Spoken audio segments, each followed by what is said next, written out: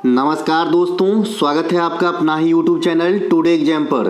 दोस्तों, उत्तर प्रदेश पुलिस के लिए जो वीडियो सीरीज चलाई गई है जिसमें टोटल 25 वीडियो आएगी, इस 25 में से आज सेकेंड वीडियो आप वॉच कर रहे हैं। इससे पहले हमने पहला वीडियो आपको प्रोवाइड करा दिया था और डेमो पीडीएफ भी टेलीग्राम और व्हाट्सएप ग्रुप के माध्यम से आप लोगों तक पहुंचा दिया था, ताकि जो बच्चे आगामी इस सीरीज की निरंतर पीडीएफ चाहते हैं वो व्हाट्सएप ग्रुप में अपनी अपनी नाम दर्ज करवा सके। चलिए शुरू करते हैं आज का ये वीडियो पहले प्रश्नों के साथ, है ना। भीड़ भाड़ से दूर सिर्फ काम की बात होती है यहाँ पे, तो जो सीरियस बच्चे हैं वही यहाँ रहे और सीरियस होके पढ़ाई करें मेरे भाई। आपका टाइम इतने कीमती है, ये आपसे ज़्यादा और कोई नहीं जान सकता है। चलिए शुरू करते हैं। उत्तर प्रदेश के किस शहर में तुलसी मानस टेम्पल स्थित है ना। उत्तर प्रदेश के किस जगह पे आपको तुलसी मानस टेम्पल मिलेगा? तो ये जी आपका बनारस में है। कहाँ पे है? बनारस में है। बनारस में है। आधा नाम से भी आप समझ सकते हैं कि ये किस देवी देवता को समर्पित होंगे।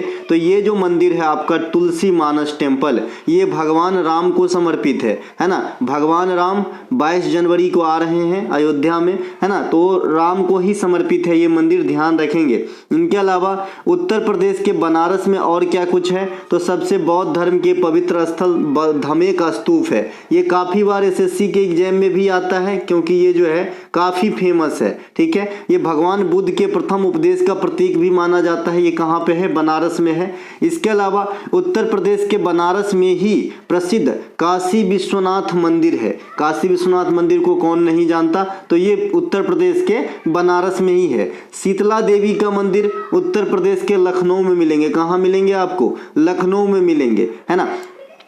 इसके ऐसा नहीं है कि उत्तर प्रदेश के लखनऊ में खाली शीतला देवी का मंदिर है, आपके मन में उठ रहा होगा। तो देखिए क्या होता है कि गांव घर में नुक्कड़ पर भी बहुत सारे मंदिर होते हैं। तो क्या वह एग्जाम में आता है? क्या नहीं आता है। एग्जाम में वही आता है जिसके कोई प्राचीन काल में महत्व रहा हो, है ना मेरे भाई। तो इसीलिए शीतला देवी का मंदिर पूछेगा तो लखनऊ मारिएगा। कहा जाता है कि इस मंदिर में अगर पूजा किया जाए तो चेचक रोग से निजात मिल जाती है, चेचक रोग से। ठीक है मेरे भाई। एक आपने लोक नृत्य भी देखा होगा जो पश्चिम बंगाल का है, जनजातीय समुदाय के द्वारा की जाने वाली लोक नृत्य है ब्रीटा डांस।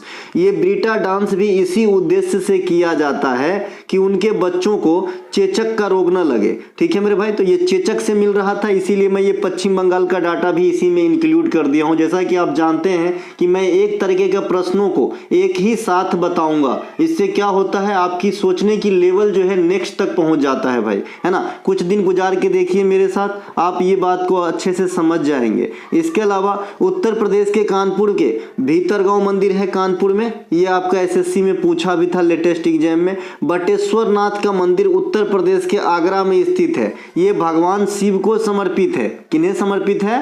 भगवान शिव को समर्पित है। आगरा में है बटेश्वर नाथ मंदिर। ठीक है, ये एक्चुअली मंदिर नहीं है, ये क्लस्टर ऑफ टेम्पल्स है, ग्रुप ऑफ टेम्पल्स कह सकते हैं। तो यहाँ 100 से अधिक जो है मंदिरों का समूह है आपका बटेश्वर नाथ में। यहाँ सालाना बटेश्वर मेला का आयोजन किया जाता है, जो कौन महीना में होता है? कार्तिक महीना में। और सीजीएल के मेंस में ये क्वेश्चन पूछा गया था कि बटेश्वर मेला जो है किस महीना में होता है? तो ये आपका कार्तिक महीना में होता है। कहाँ पे होता है? उत्तर प्रदेश में होता है। बटेश्वर मंदिर किस देवी देवता से रिलेटेड है? तो भगवान शिव से रिलेटेड है। बनारस में दिवाली के बाद एक त्योहार होता है जिसका नाम है देव दिवाली। तो ये बात भी आपको ध्यान रखेंगे, ये भी बनारस में ही होती है। चलते हैं आगे। अगला प्रश्न है हमारा, नवंबर 2023 के अनुसार निम्नलिखित में से कौन सा एक रिजर्व बैंक ऑफ इंडिया के डिप्टी गवर्नर नहीं है? ऑप्शन है स्वामीनाथन जानकी रमन, टी रविशंकर, एम राजेश्वर राव, देवदत्त चंद। ठीक है भाई, इन चारों को ध्यान में देखते हुए जो ऑप्शन नंबर डी है आपका राइट आंसर है। देवदत्त चंद जो है ये आपका बैंक ऑफ बड़ौदा बीओबी में जो है एमडी के तौर पे सिलेक्ट हुए हैं। ठीक है, तो ये रिजर्व बैंक ऑफ इंडिया में उप गवर्नर नहीं है। बाद बाकी स्वामीनाथन जानकी रमन, टी रविशंकर, एम राजेश्वर और माइकल देव पात्रा। उसी प्रकार का ये नाम है देव, इसीलिए यहाँ पे कंफ्यूजन के लिए मैं डाला हूँ, क्वेश्चन खुद क्रिएट किया है ना। तो माइकल देव पात्रा है इसके साथ। तो ये 4 गो हो गए डिप्टी गवर्नर। देवदत्त चंद जो आप देख रहे हैं ये आपके बैंक ऑफ बड़ौदा के एमडी है। रिजर्व बैंक ऑफ इंडिया के वर्तमान उप गवर्नर, अभी मैं जिसके जितने नाम बताए यहाँ पे लिखा है, स्वामीनाथन, टी रविशंकर, एम राजेश्वर और माइकल देव पात्रा। इनके अलावा रिजर्व बैंक ऑफ इंडिया की जो पहले गवर्नर थे भारतीय, ये सीडी देशमुख साहब हुए। ये आपके एग्जाम में आता है। और कभी गलती से अगर अंग्रेज वाला गवर्नर, यानी जो इसका पहले गवर्नर 1935 में सिलेक्ट हुए थे, अगर आपसे पूछे तो भी गलती करके मत आना, वो स्वर्ण स्मिथ नाम था इसका, ये अंग्रेज था। ये रिजर्व बैंक ऑफ इंडिया में प्रथम गवर्नर बने थे और प्रथम भारतीय governor CD Deshmukh. Reserve bank of India जो आयोग से गठित हुआ था उनका नाम था हिल्टन यंग कमेटी। मैं पहले भी कई दफा बता चुका हूं क्योंकि ये क्वेश्चन रिपीट किए जाते हैं हाल फिलहाल के एग्जाम में, ठीक है। और जहां तक उम्मीद है कि उत्तर प्रदेश की जो एग्जाम है ये भी टीसीएस ही कराए, तो आपको जो है हमारे चैनल की सभी कंटेंट उतनी ही उपयोगी होगी जितने शिद्दत से आप इस सीरीज को यूपी पुलिस के लिए देख रहे हैं, ठीक है भाई। मैं आपको हमेशा कहता आया हूं कि मैं जो कंटेंट अपलोड करूं उसको नाम पे मत जाइए कि ऊपर में थंबनेल में क्या लिखा है, ठीक है। अगर आप जनरल कॉम्पिटिटिव वर्ल्ड से जुड़े हुए हैं, है ना, पीसीएस लेवल तक का, तो भी आपको प्रे तक तो काम आएगी, है ना। लेकिन जो आपका सिविल सर्वेंट होते हैं उनके जो रिटेन एग्जाम होता है जहां लिखना पड़ता है डिस्क्रिप्टिव टाइप में, वहां इतने से काम नहीं चलेगा। जो बात है वो साफ करनी चाहिए। ऐसा नहीं कि भाई मैं आईएएस बना दूंगा, ऐसा नहीं है। बाद बाकी सभी एग्जाम के लिए जो है आपका उपयोगी रहेगा, तो बेझिझक जो है अटेंड किया कीजिए। इसके अलावा reserve bank of India Hilton young बता दिया था कब हुआ था, 1935 में हुआ था। लेकिन राष्ट्रीयकरण कब हुआ था, 1949 में हुआ था। रिजर्व बैंक ऑफ इंडिया की जो हेडक्वार्टर है ये कहाँ पे है, मुंबई में है ना। इसके अलावा इनके टकसाल मुंबई में है, कोलकाता में है। इनके नोट छापने की जो क्रियाकलाप होती है साल्बोनी, देवास, नासिक इत्यादि में होती है। ये बात सब ध्यान रखेंगे। ये जो नोट छापती है रिजर्व बैंक ऑफ इंडिया, थोड़ा सा बात कर ले तो ये किस प्रणाली पे नोट छापती है, तो न्यूनतम आरक्षित प्रणाली के अनुसार जो है reserve bank of India note छापने का काम करती है। ये क्या क्या करती है, नोट छापती है। मौद्रिक नीति के तहत repo rate, reverse repo rate, CRR, SLR ये सब तय करती है। प्रतिभूतियों की लेन देन करती है, साख सृजन करती है ना। इसके अलावा जो एमएफआई कंपनी है, माइक्रो फाइनेंस इंस्टीट्यूट है, उनकी जो है रेगुलेटिंग अथॉरिटी के रूप में काम करता है। बैंकों का बैंक कहलाता है, भारत का सेंट्रल बैंक कहलाता है, भारत का केंद्रीय बैंक कहलाता है, अंतिम ऋणदाता बैंक कहलाता है। इसका प्रमुख कामों में जो है अन्य वाणिज्यिक बैंकों को लोन देना भी प्रमुख काम है। ये सब रिजर्व बैंक ऑफ इंडिया से जो है ताल्लुकात रखते हैं, तो आपको ध्यान रखना है। आने वाले समय में रिजर्व बैंक ऑफ इंडिया से क्वेश्चन आते ही रहते हैं, तो आपको छोड़ के नहीं आना है। रिजर्व बैंक ऑफ इंडिया को जो है अंतिम ऋणदाता बैंक बता दिया। इनके अलावा थोड़ा सा पीडीएफ प्लान जो बच्चे नए हैं उनको बता दूं, है ना। पीडीएफ का जो है आप कैसे प्राप्त करेंगे या फिर पीडीएफ के बारे में जानकारी आपको कैसे मिलेगी, तो लिंक डिस्क्रिप्शन में है। इसी वीडियो के नीचे आपको एक मोर करके डॉट डॉट के बाद जो है ना इस प्रकार से मोर दिख रहा होगा। इस मोर पे क्लिक करेंगे, एक लंबा चौड़ा पेज खुलता है। इसके ऊपर में ही आपको एक लिंक दिखा होगा जहां पे लिखा होगा पीडीएफ के लिए क्लिक करें या फिर फॉर पीडीएफ। उसको क्लिक करेंगे, आपके व्हाट्सएप पे आपका मोबाइल ले जाएगा। वहां पे आपको मैसेज करना है, आपको एक ग्रीटिंग मैसेज मिलेगा, उसमें से यही सब जानकारी पीडीएफ के बारे में आपको मिल जाएगा, ठीक है ना।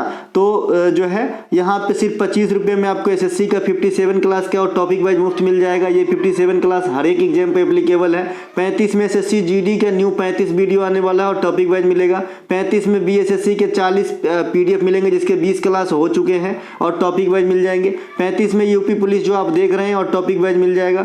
60 में जीडी बीएसएससी टॉपिक वाइज, 70 में एसएससी जीडी 57 क्लास बीएसएससी और टॉपिक वाइज। 90 लेते हैं तो 57 क्लास का पीडीएफ तो मिलेगा ही, करीब 800 मोबाइल व्यू में पेज का जो है किताब जैसा पीडीएफ जो पॉइंट टू पॉइंट होगा, सारे एक्स्ट्रा फैक्ट। इसके अलावा 21 वीडियो जो डीडी आईबी वगैरह के लिए चलाया गया था। फिर बीएसएससी का 40 क्लास, जीडी का आपको मिलेगा 35 क्लास और टॉपिक वाइज। अगर 100 खर्च करते हैं तो इसमें यूपी पुलिस भी इंक्लूड हो जाएगा, ठीक है। तो 100 रुपया अगर अभी आप खर्च करते हो ना, आने वाले ये 1000 रुपये पे भारी पड़ेगा मेरे दोस्त, है ना। मैंने कल एक चैनल वाले का नाम तो नहीं बताऊंगा, लेकिन वो लिख रखा था कि अभी दाम है 799, आफ्टर 3 डेज इसका दाम हो जाएगा जी 999, और ऐसा थंबनेल लिख के रखा था। देखिए ऐसे 999 कट किया था और इसको टिक किया था, है ना। और मैं उसकी जब क्वेश्चन का लेवल देखा, है ना, जब मैं क्वेश्चन का लेवल देखा, वो जो बच्चे ये पीडीएफ खरीदेंगे, जो इनसे पढ़ेंगे, मैं गारंटी लेता हूं पास तो हो जाएंगे लेकिन मेरिट में नहीं आएंगे। मेरिट में वही बच्चे आएंगे जो लास्ट के छोड़ने वाला क्वेश्चन अटेंड करेगा। और उसके लिए क्या करना होता है, हमें जड़ को खोदना होता है, जो मैं कर रहा हूं, ठीक है। और मैं पॉइंट टू पॉइंट कर रहा हूं, तो आप पे प्रेशर भी नहीं इतना कि मुझे पूरा किताब लोड डाल दे रहा है, ऐसा नहीं है। वही बात बताता हूं जो आपकी एग्जाम में आती है, ठीक है मेरे भाई। तो आप पीडीएफ के इच्छुक हैं तो ये जो मोबाइल नंबर देख रहे हैं इस पे भी व्हाट्सएप कर सकते हैं, या लिंक बता ही दिया कहाँ मिलेगा। इसके अलावा आज़ादी की अमृत महोत्सव की शुरुआत किस तिथि को किया गया था। देखिए, जो आज़ादी की अमृत महोत्सव हमने मनाया, सबसे पहले कब तक मनाया था, तो यही 2023 के 15 अगस्त तक हमने मनाया। इसके बाद हम इसे क्लोज किए। तो इसकी शुरुआत कब करी गई थी, 12 मार्च 2021 को करा गया था। अब 12 मार्च को कौन सा शुभ मुहूर्त कौन सा था भाई, जैसे मैंने कल आपको बताया था कि संविधान लागू होने के लिए 26 जनवरी 1950 का हमने इंतजार किया, जबकि 1949 को ही हम संविधान को अंगीकार कर लिए थे, है ना। तो हर चीज ये दुनिया ही लक मांगता है मेरे भाई, है ना। एक गुड लक जो है चाहिए ही किसी भी काम के लिए। तो ये 26 जनवरी 1950 जो है ये आपका क्या है भाई, है ना, लाहौर जो अधिवेशन हुआ था उसके मांग की डेडलाइन थी। जो पूर्ण स्वराज की मांग करी थी हमने कांग्रेस के लाहौर अधिवेशन 1929 में, उसकी डेडलाइन था, स्वतंत्रता दिवस मनाए थे हम लोग 26 जनवरी 1930 को, ठीक है। तो इसी को याद को तरोताजा करते हुए संविधान लागू किया। इसी प्रकार से जो ये आजादी का अमृत महोत्सव है, जब गांधी जी 12 मार्च 1930 ईस्वी को दांडी मार्च नमक कानून के विरोध में स्टार्ट किया गया था, इन्हीं याद को तरोताजा करने के लिए हमने एक यही ऑथेंटिक डेट चुना 12 मार्च 2021 को, है ना, जो आजादी के 75 साल पूरे होने से ठीक 75 सप्ताह पहले है, ठीक है मेरे भाई। तो कब से स्टार्ट करा, 12 मार्च 2021 से। आपसे पूछा जाता है कि ये आजादी का अमृत महोत्सव कहां से स्टार्ट हुई, तो आप बताते हो भैया ये साबरमती आश्रम से स्टार्ट किया गया था। जैसा कि हमने अभी बताया कि गांधी जी के दांडी मार्च के याद को तरोताजा करते हैं, ठीक गांधी जी भी जो है दांडी मार्च यहीं से स्टार्ट किया था आपका 1930 ईस्वी में साबरमती आश्रम से, अपने 78 अनुयायी के साथ। रास्ते में तो सैकड़ों जुड़ गए, लेकिन जो दृढ़ संकल्प लिए थे कि हम इस काम को अंजाम देंगे, उनमें 78 आदमी का नाम है। और बहुत सारे चीज ऐसे ही हैं कि इतिहास के पन्ने में कहीं दफन हो गए रह गए, नहीं तो ऐसा नहीं है कि स्वतंत्रता दिलाने में जितने लोगों का नाम हम जानते हैं उतने ही थे। बहुत कॉमन आदमी भी थी जिनका कहीं नाम छपा नहीं, ठीक है भाई। तो ये बात तो आप सभी जानते ही हैं। इसके अलावा जो आपने अभी देखा कि 12 मार्च 2021 को स्टार्ट हुआ, ये कब तक चला, 15 अगस्त 2023 तक चला, ठीक है। इसके अलावा जो दांडी मार्च है गांधी जी के, मैं बता ही दिया था, लेकिन कब तक चला था दांडी मार्च, 12 मार्च 1930 को तो स्टार्ट हुआ, कब समाप्त हुआ, तो 6 अप्रैल 1930 का। इन दोनों के बीच में कितने दिन होता है, यहाँ से क्वेश्चन आता है जी, ठीक है। इन दोनों के पूछता है कि दांडी मार्च कितने दिन तक एक्टिव रहा, या फिर कितने दिन तक चला, या फिर कितने दिन के बाद गांधी जी ने नमक बनाकर कानून तोड़ा था। ये सब लैंग्वेज बता रहा हूं, मैं बहुत दिन तक जो है इस एरिया में रहा हूं भाई, तो मुझे ये मतलब एक आइडिया आ गया है कि क्वेश्चन कैसे पूछा जाता है, कहां से पूछा जाता है, लैंग्वेज को कैसे घुमाएंगे तो आंसर बदल जाएगा। तो ये सब जो है आपको भी समय के साथ आ जाएगी, है ना। तो ये आपका 6 अप्रैल 1930 तक चला था, ध्यान रखेंगे। अच्छा, आपको याद होगा कि एसएससी के एक जो वर्तमान में चल रहा था पिछले इसी साल 2023 में एग्जाम, उसमें एक क्वेश्चन पूछा गया था कि गांधी जी जब दक्षिण अफ्रीका से लौटे थे तो उनके एज क्या थे। तो आप सभी जानते हैं कि गांधी जी 1915 में दक्षिण अफ्रीका से लौटे थे, है ना। और लगा लीजिए इनका एज तो 46 वर्ष के समथिंग हो रहा था, लेकिन ऑप्शन में 46 नहीं दिया गया था। मैं तब से आज तक सोच रहा हूं कि ऐसा कैसे कर सकता है एग्जामिनर। अब मैं एग्जाम तो दिया नहीं कि था कि नहीं था, बच्चे के अनुसार बता रहा था। इसके अलावा देश के बाहर सर्वप्रथम झंडा फहराने वाली मैडम जो है मतलब झंडा फहराने वाली देश के बाहर मैडम भीकाजी कामा, ये 1907 में जर्मनी में झंडा फहराई थी, और इसे भारतीय स्वतंत्रता संग्राम की जननी भी कहा जाता है। ये भी क्वेश्चन आपके एग्जाम में आता है, इसीलिए मैंने यहाँ पे रख लिया है। अगला है, निम्नलिखित में से कौन सा एक कारक भारत में बेरोजगारी के लिए उत्तरदायी नहीं है। ये वर्ल्ड स्तर पे बात नहीं कर रहा है ये क्वेश्चन आपके लिए, ये जो है भारतीय स्तर पे सोचने को आपको जो है मजबूर कर रहा है यहाँ पे लगा के कि भारत में, ठीक है।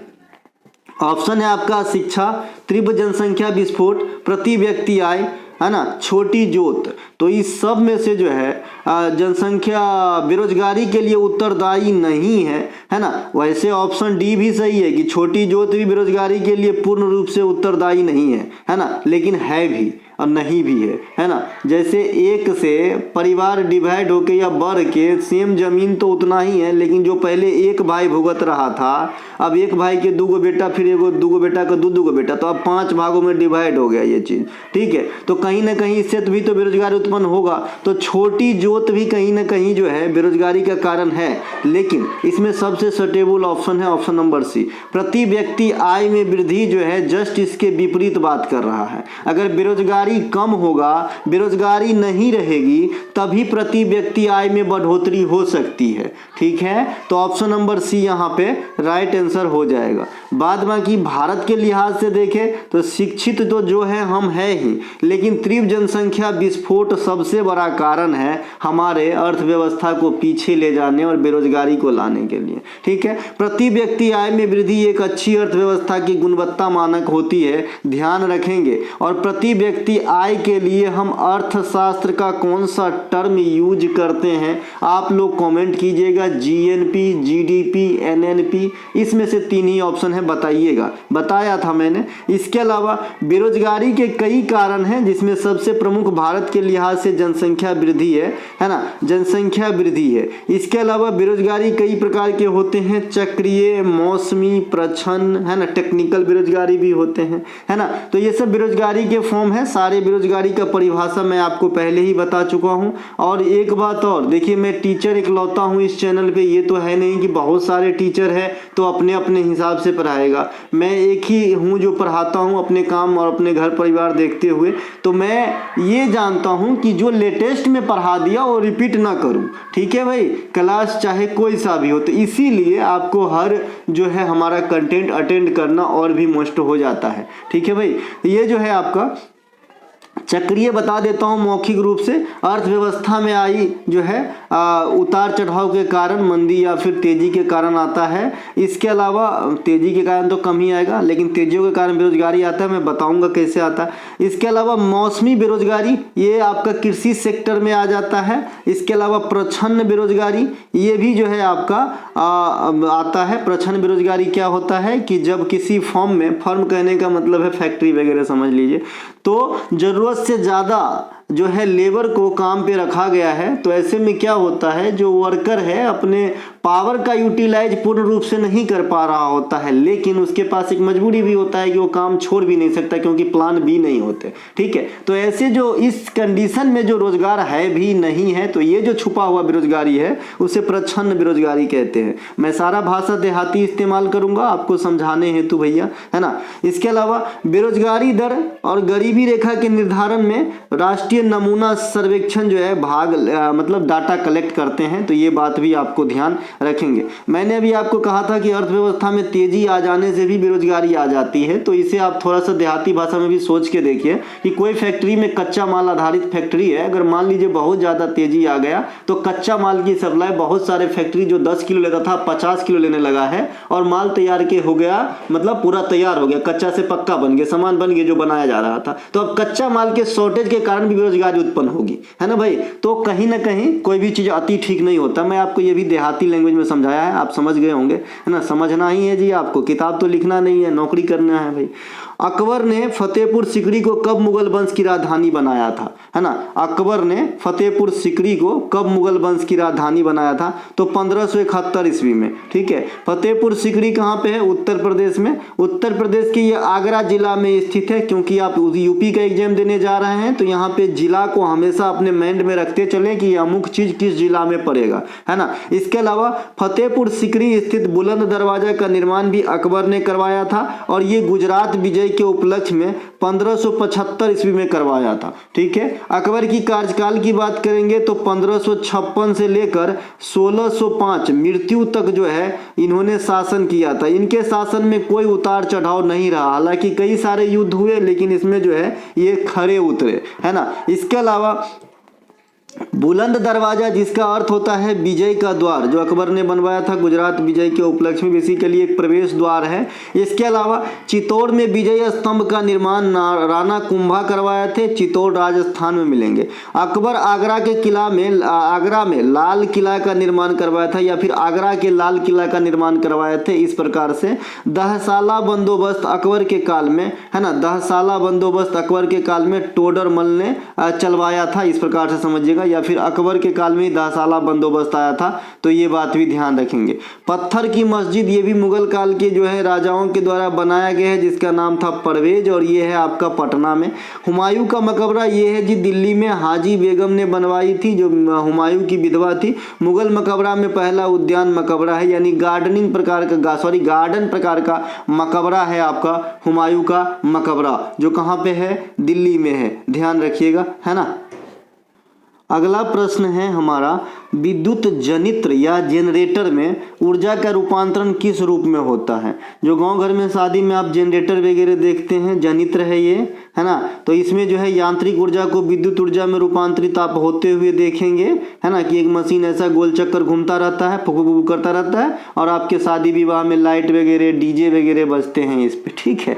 यानी इलेक्ट्रिक प्रोड्यूस करके आपको देता है, यांत्रिक ऊर्जा से इलेक्ट्रिक ऊर्जा में रूपांतरित करते हैं आपका क्या, जनरेटर। विद्युत जनित्र या जनरेटर माइकल फैराडे के विद्युत चुंबकीय प्रेरण के सिद्धांत से प्रेरित है। ये VVI पॉइंट है कि जनरेटर या जनित्र किसके सिद्धांत पे कार्य करता है, तो विद्युत चुंबकीय प्रेरण के सिद्धांत पे कार्य करता है। डायनमो भी यांत्रिक ऊर्जा को विद्युत ऊर्जा में ही बदलते हैं। इसके मैंने आपको पहले भी उदाहरण दे चुका हूं कि डायनमो गांव घर में पहले लोग साइकिल में इस्तेमाल करते थे, जब मोटरसाइकिल दहेज में नहीं मिलता था, ठीक है। तो रात उत को जाने के लिए, है ना, आपको जो है लाइट की आवश्यकता होती थी, तो साइकिल के पिछला रिम में, है ना, कार्बन की ब्रश लगी होती थी। उस कार्बन की ब्रश जो है रिम पे घिसता था साइकिल के चलने से, इस प्रकार से, है ना, और इससे जो आवेश उत्पन्न होता था, इसी आगे हम लाइट जला लेते थे, जो डायनमो की प्रक्रिया का उदाहरण था, ठीक है। इसके अपोजिट क्या होता है, विद्युत मोटर। विद्युत मोटर जो है आप इलेक्ट्रिक दोगे तभी पंखा चलेगा, तो विद्युत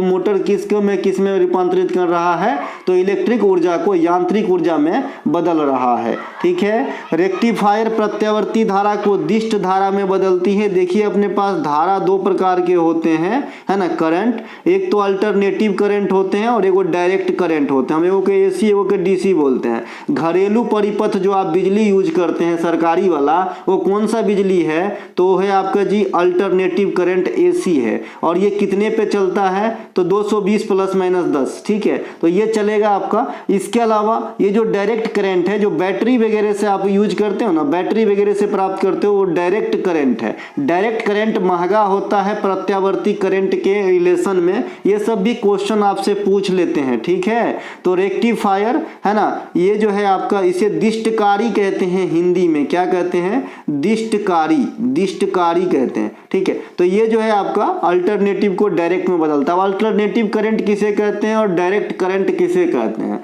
प्रत्यावर्ती धारा वैसा धारा होता है कि कुछ समय इस दिशा में फिर विपरीत दिशा में ऐसा चलता रहता है, ठीक है, ये दोनों दिशा में चलता है। लेकिन जो डायरेक्ट करंट है हमेशा एक ही दिशा में फ्लो होती है। इसके अलावा एक इन्वर्टर आप लोगों के घर में लगे हैं, जब बिजली चली जाती है तो अपने आप पंखा लोड पे आ जाता है। ये कौन करता है?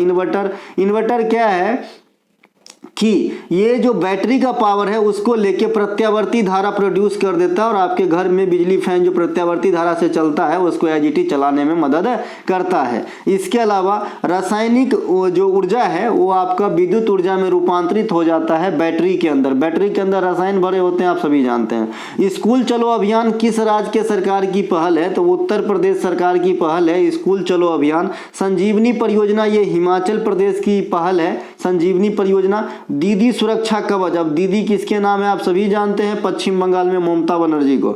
इनके अलावा मुख्यमंत्री देव दर्शन योजना, ये 2 बार पूछे गए हैं पिछले 3 महीना के भीतर। ये गोवा सरकार के द्वारा चलाया गया है। ये एक तीर्थ यात्री वाला योजना है जो रियायत दर पे तीर्थ यात्रा करवाती है। मुख्यमंत्री डेयरी प्लस योजना, ये मध्य प्रदेश में दूध वाला डेयरी, आप समझ रहे हैं ना, ये डेयरी है, डेयरी नहीं डेयरी, है ना, ये वाला है। इनके अलावा उत्तर प्रदेश राज्य की अन्य योजनाओं में सेफ सिटी परियोजना, मुख्यमंत्री कन्या सुमंगला योजना, नंद बाबा दुग्ध मिशन योजना, पंचामृत जो गन्ना की खेती के लिए है, तो ये सभी उत्तर प्रदेश की योजनाओं में से हैं, है ना। मो जंगल जमी योजना, मुझे लग रहा है इसका शाब्दिक अर्थ होता होगा मेरा जंगल, है ना, और खेत पथार, जैसे जमीन, जमी का मुझे लगता है यहाँ पे जमीन से है ना, ये उड़िया भाषा का है, तो मैं इतना नहीं समझ पा रहा हूँ, लेकिन मो मतलब मेरा तो होता होगा, इतना तो डिफिनिट है, ठीक है। मो घर योजना, इससे भी आप अंदाजा लगा सकते हैं, मेरा घर योजना, मुख्यमंत्री संपूर्ण पुष्टि योजना, इसके अलावा एक और चला था नई पहल स्कीम, ये सभी के सभी आपके ओडिशा राज्य सरकार के द्वारा चलाया जाता है। अगला प्रश्न है सर्वदाता रक्त समूह निम्नलिखित में से किसे कहा जाता है? ऑप्शन है ए ओ माइनस, ए बी। तो देखिए ओ माइनस को जो है ना आप सर्वदाता कहते हो, इसी का मैं ऑप्शन चेंज कर देता हूं थोड़ा सा, ए बी ओ बी, तो फिर ओ आपका मारना जो है मजबूरी हो जाता है, क्योंकि इसमें पॉजिटिव निगेटिव कैटेगराइज नहीं किया गया है, लेकिन जब कैटेगराइज किया रहे तो निगेटिव वाले जो है सार्वत्रिक डोनर है, मतलब सबको दे सकता है, ठीक है, ध्यान रखेंगे। इनके अलावा आता है कि रक्त समूह की खोज किसने किया था? तो रक्त समूह का खोज जो है कार्ल लैंड स्टेनर ने किया था। ये चार है, ए है, ए बी है, ओ है, बी है, ध्यान रखेंगे। ए बी रक्त समूह वाले में जो है कोई भी एंटीबॉडी नहीं पाई जाती है, सबसे पहले थोड़ा सा समझ लिए यहाँ पे तो ज़्यादा बेटर रहेगा। आइए देखिए आपका ए है, यहाँ पे लिखा ही है तो क्या जरूरी है, देखिए ए जो है ना इसमें बी एंटीबॉडी होगा और बी में ए एंटीबॉडी होता है, ठीक है। ए बी में कोई भी एंटीबॉडी नहीं होता है और ओ में दोनों एंटीबॉडी होता है, ए और बी, ठीक है, इसीलिए सबको दे सकता है। अब आया एंटीजन के बाद, तो एंटीजन सेम होता है, ए में ए ही एंटीजन होगा, बी में बी ही एंटीजन होगा, ए बी में दोनों एंटीजन होगा, ए और बी, और ओ में कोई भी एंटीजन नहीं होगा, ठीक है। तो अब लग रहा है आप ज़्यादा समझिएगा। आइए, तो ये रक्त समूह हो गया।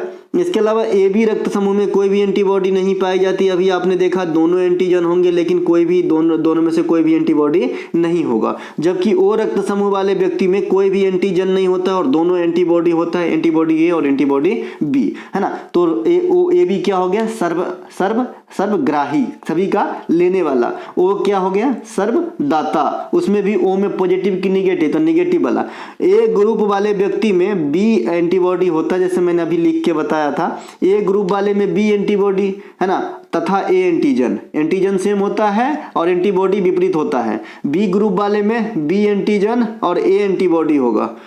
ए एंटीबॉडी लिखा नहीं है यहाँ पे, ठीक है, एक सेकेंड, देखिए यहाँ देखिए, बी रक्त समूह वाले व्यक्ति में बी एंटीजन और लिख दीजिए ए एंटीबॉडी होगा। ए बी रक्त समूह वाले व्यक्ति में दोनों एंटीजन पाए जाते हैं, कोई एंटीबॉडी नहीं पाए जाते हैं। रक्त परिसंचरण की खोज कौन किए थे? विलियम हार्वे महोदय ने किया था। रक्त क्या है? यह एक लिक्विड फॉर्म में संयोजी उत्तक है, जिसका पीएच मान कितना होता है?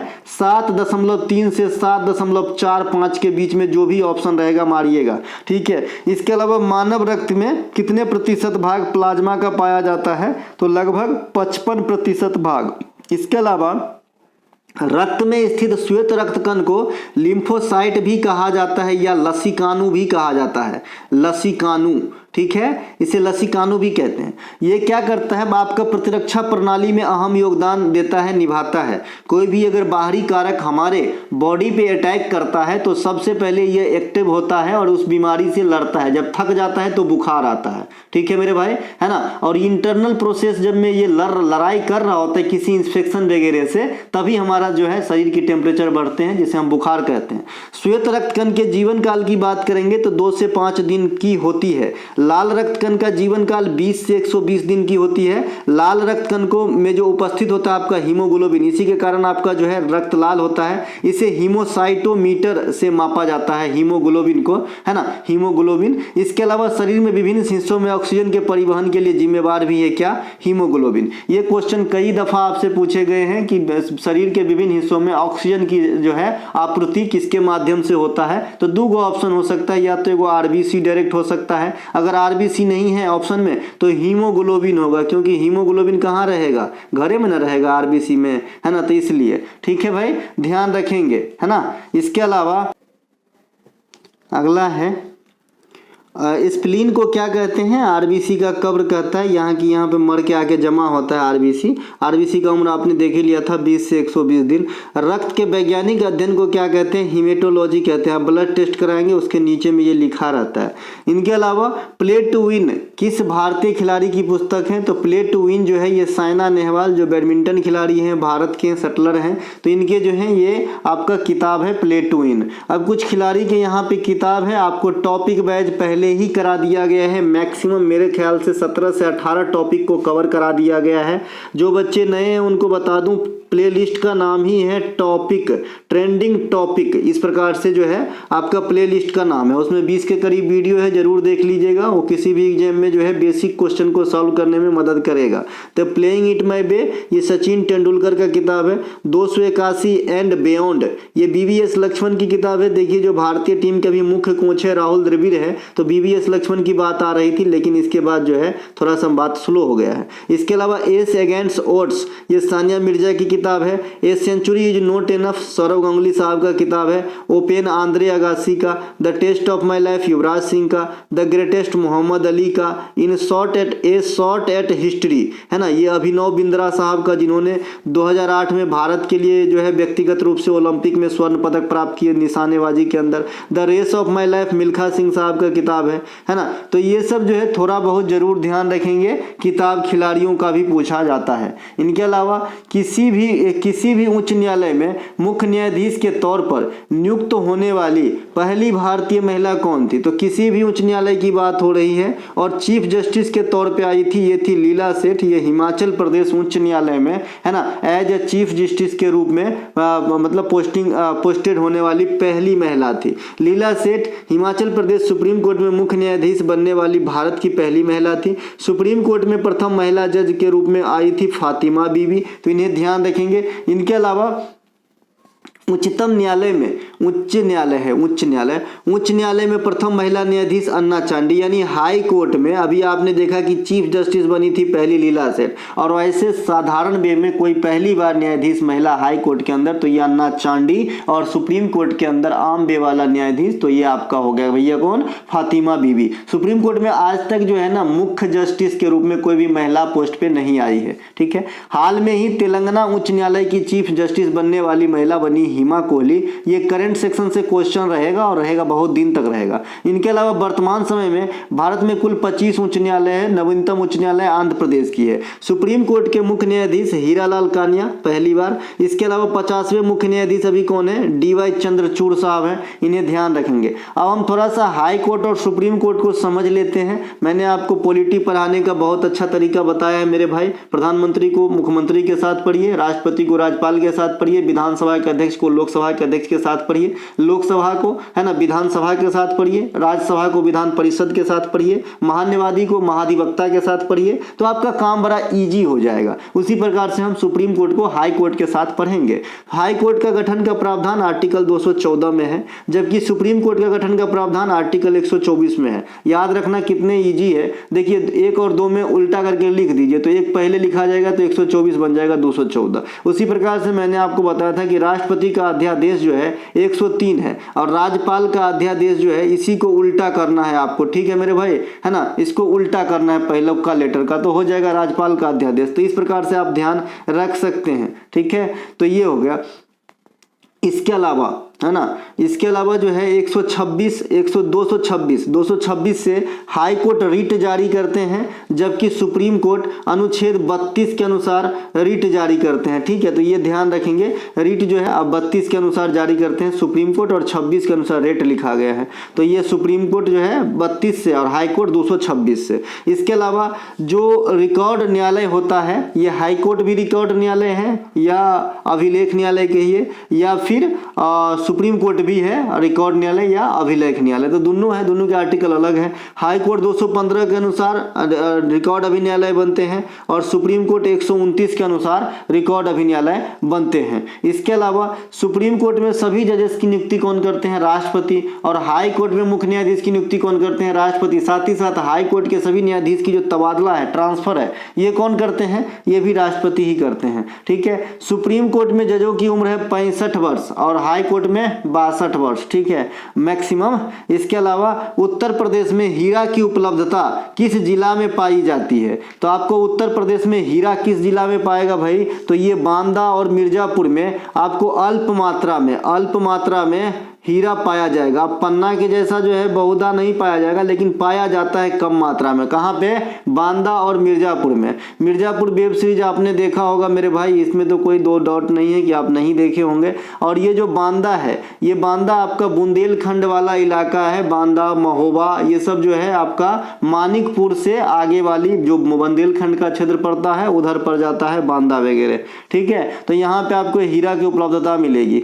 उत्तर प्रदेश में सोने की उपलब्धता आपको सोनभद्र और ललितपुर में मिलेगा, इसे ध्यान रखेंगे। ललितपुर में जो है बड़े बड़े इंडस्ट्रीज है, बड़े बड़े फैक्ट्रियां वगैरह भी है उत्तर प्रदेश के अंदर, यानी जो एक तरीके से आप कह सकते हैं कि उद्योग वाला जगह है ये।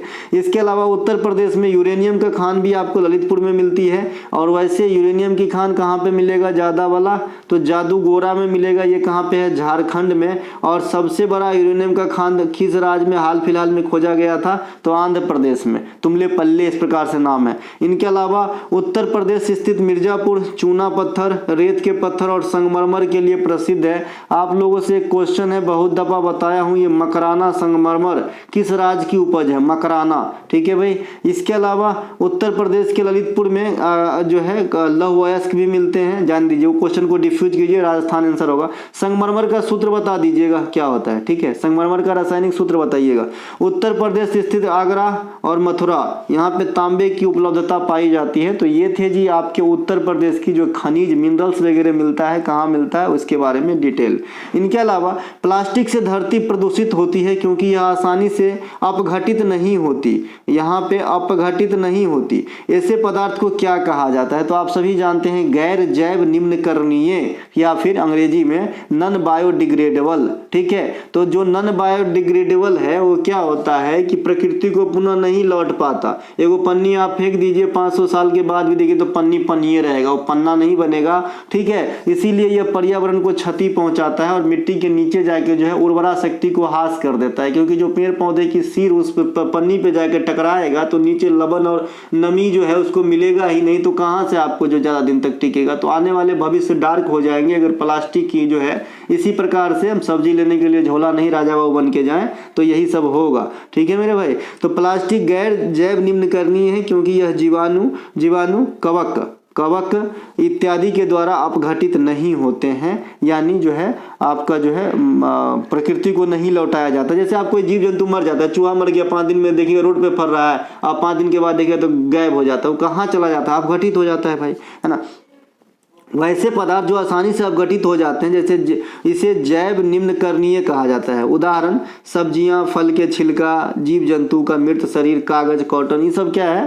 जैव निम्नकरणीय है, ठीक है। ये प्रकृति में वापस लौट जाता है, इसीलिए इसका कोई टेंशन नहीं, आप फेंकिए खत्म हो जाएगा। इस पृथ्वी के खाद्य श्रृंखला में अंतिम स्थान पे कौन होता है? तो अपघटक होता है। पहला स्थान पे कौन होता है? उत्पादक होता है, ठीक है। उत्पादक किसे कहा गया है? हरे पेड़ पौधे को। कंप्यूटर तो नहीं खाएंगे ना जी, उत्पादन न खाएंगे जो नेचुरल है। तो हरे पेड़ पौधे पहला स्थान पे रहता है। फिर इसे खाता है जी कीट पतंग को खाते हैं मेंढक को सांप को फिर सांप से बड़का बाज वगैरह खा जाएंगे। तो इस प्रकार से चलता है खाद्य श्रृंखला। और लास्ट में जब जीव अपनी अंतिम सांस लेके यहाँ रुक जाता है, मतलब उसका बॉडी रहता है, उसको अपघटन कौन करता है? जीवाणु और कवक, है ना। इसके अलावा इसीलिए जीवाणु और कवक को इस पृथ्वी का अपमार्जक से तात्पर्य सर्फ जैसे समझ लीजिए तो ये कहा जाता है। इसके अलावा वर्तमान समय में दुनिया का देश का नंबर 1 पुलिस स्टेशन किसे घोषित किया गया? प्राइज मिलता है। जैसे आपने कई बार क्वेश्चन एसएससी में अटेंड किया होगा और जो पुराने प्रैक्टिस सेट की किताब खरीदते हैं उसमें सिप्रपथ पुलिस थाना, है ना, जो आपका राजस्थान का है, उससे आपको जो है बढ़िया पुलिस स्टेशन घोषित किया गया था। लेकिन वर्तमान समय में जो है अस्का थाना जो आपका उड़ीसा के गंजम जिले में पड़ता है, इस पुलिस थाना को जो है ना सर्वश्रेष्ठ पुलिस थाना घोषित किया गया है, ठीक है। वर्तमान में भारत का सर्वश्रेष्ठ पर्यटन गांव किसे घोषित किया गया है? तो पंजाब का नवापिंड सरदारा गांव को जो है विशेष ना पर्यटक गांव, सबसे बढ़िया पर्यटक गांव के रूप में जो है अभी वर्तमान में इन्हें चिन्हित किया गया है। देश का पूर्ण डिजिटल वाला जो ग्राम पंचायत वाला है ना, तो ये कौन है? पल्लमपरा। ये कहाँ पे है? केरल में। एक बात ध्यान रखेंगे, ये सभी करंट के स्लैब होंगे और करंट नहीं भी होंगे तो आने वाले एग्जाम में आतुर रहेंगे ये सब क्वेश्चन। लोकायुक्त विधेयक पास करने वाला पहला राज्य महाराष्ट्र है ना। इसके अलावा एडवोकेट प्रोटेक्शन बिल पास करने वाला पहला राज्य राजस्थान। जातिगत जनगणना कराने वाला पहला राज्य बिहार। बच्चों के लिए बजट में अलग से राशि आवंटित करने वाला पहला राज्य मध्य प्रदेश। पेपरलेस बजट पेश करने वाला पहला राज्य उत्तर प्रदेश है ना, उत्तर प्रदेश 2021-22 वित्तीय वर्ष में। पेपरलेस विधानसभा वाला पहला राज्य नागालैंड। स्मार्ट सिटी मिशन के तहत 100वां शहर वाला राज्य मेघालय के शिलांग। इसके अलावा भारत का पहला जैविक राज्य सिक्किम। भारत का पहला जैविक जो है राज्य सिक्किम हो गया। भारत का पहला डिजिटल राज्य कहेगा तो केरला। केंद्र शासित प्रदेश डिजिटल तो जम्मू कश्मीर। भारत का पहला हर घर जल वाला राज्य गोवा। भारत का पहला 24 घंटे सौर ऊर्जा से संचालित गांव गुजरात के मोढेरा, यहाँ पे सूर्य मंदिर भी है। भारत का पहला 24 घंटे सौर ऊर्जा से संचालित सांची सिटी है ना, ये ध्यान रखेंगे। सांची का मंदिर, सांची का स्तूप जो है मध्य प्रदेश में है, ये ध्यान रखिएगा है ना। तो ये सब था आपका जी। इसके अलावा वर्ष 2023 के लिए किस राज्य के आपदा प्रबंधन विभाग को नेताजी सुभाष चंद्र आपदा प्रबंधन पुरस्कार दिया गया? तो ये ओडिशा राज्य के आपदा प्रबंधन विभाग को वर्ष 2023 के लिए नेताजी आपदा प्रबंधन पुरस्कार दिया गया। और उड़ीसा राज्य के आपदा प्रबंधन विभाग के साथ साथ लुंगलई फायर स्टेशन को भी दिया गया, ठीक है, जो मिजोरम के हैं, तो इन्हें भी ध्यान रखेंगे। यानी उड़ीसा और मिजोरम को दिया गया था। 2-4 दिन आज 3-4 तारीख है ना, आज कितना तारीख है जी, 6 तारीख। तो कम से कम जो है 17-16 दिन के बाद जो है फिर से घोषणा होगा इस पुरस्कार को। यह पुरस्कार 23 जनवरी को घोषित किया जाता है जनरली नेताजी सुभाष चंद्र बोस के जन्मदिन पे। और 23 जनवरी को हम क्या मनाते हैं, पराक्रम दिवस मनाते हैं। अब नेताजी के बारे में थोड़ा सा रीड करेंगे। नेताजी ने गांधी जी को 1944 में राष्ट्रपिता कहे थे, तो ये ध्यान रखेंगे। इसके अलावा नेताजी सुभाष चंद्र बोस ने फॉरवर्ड ब्लॉक की स्थापना कब करे थे, 1939 में करे थे, ध्यान रखिएगा। नेताजी सुभाष चंद्र बोस कांग्रेस के किस अधिवेशन में जो है अध्यक्ष सिलेक्ट हुए थे, तो हरिपुरा अधिवेशन 1938, इसमें जो है आपका अध्यक्षता किए थे, ठीक है, अध्यक्षता सिलेक्ट होने के बाद किए थे। लेकिन इसी के अगले साल त्रिपुरी अधिवेशन 1939, इसमें अध्यक्ष बनने के बाद भी जो है इस्तीफा दे दिए थे। इसका कहानी मैं आपको पहले ही समझा चुका हूं, क्योंकि महात्मा गांधी का प्रतिनिधि पट्टाभी सीतारामैया ये जो है महात्मा गांधी ने इसे खड़ा किया, मतलब सुभाष चंद्र बोस के विरुद्ध में, है ना। फिर भी नेताजी ने जीत लिया और अध्यक्ष के तौर पे चुने गए। लेकिन नेताजी का कहना था कि अगर ऐसा होता तो मेरे अगेंस्ट में खड़े नहीं करते, अगर मुझे सब पसंद करते तो, है ना। सब पसंद किया तो कोई बात नहीं, जब राष्ट्रपिता ही नहीं पसंद कर रहा है तो मैं किससे, मतलब आप समझ रहे हो, आदर करने का एक तरीका, ठीक है। तो और भी कारण रहे होंगे, तो अनबन के कारण इस्तीफा दे देते हैं कांग्रेस से, ठीक है, और सिलेक्ट होते हुए भी हट जाते हैं। इसके अलावा बहुत सारे बच्चे ये सोच रहे होंगे कि ये त्रिपुरी अधिवेशन है, ये हमारे ख्याल से त्रिपुरा में तो नहीं हुआ है भाई, है ना। एक राज्य का नाम क्यों देगा अधिवेशन में, ठीक है। तो ये त्रिपुरी जगह का नाम है जो मध्य प्रदेश में जबलपुर रीजन में आता है, ठीक है। तो ये मध्य प्रदेश में हुआ था, न कि त्रिपुरा में हुआ था, ध्यान रखिएगा। और गांधी जी ने नेताजी के खिलाफ पट्टाभी सीतारामैया को खड़ा किया था, ये क्वेश्चन अभी आया भी था।